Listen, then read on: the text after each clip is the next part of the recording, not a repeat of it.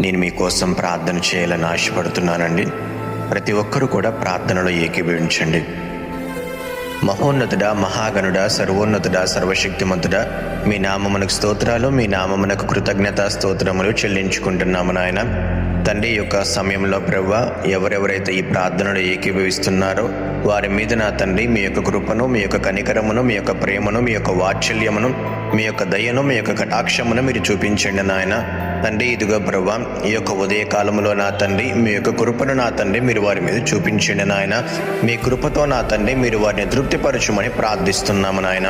తండ్రి అంత మాత్రమే కాకుండా ప్రభువా, ఈరోజు నా తండ్రి వారు చేసేటటువంటి నా తండ్రి వర్క్స్లో కానివ్వండి, ఆ యొక్క నా తండ్రి వ్యాపారంలో కానివ్వండి ప్రభువా, ఆ యొక్క చేసేటటువంటి ఉద్యోగంలో కానివ్వండి నాయన, మీ యొక్క కృపను, మీ యొక్క కనికరమును నా తండ్రి మీరు వారికి తోడుగా ఉంచుతూరండి నాయన.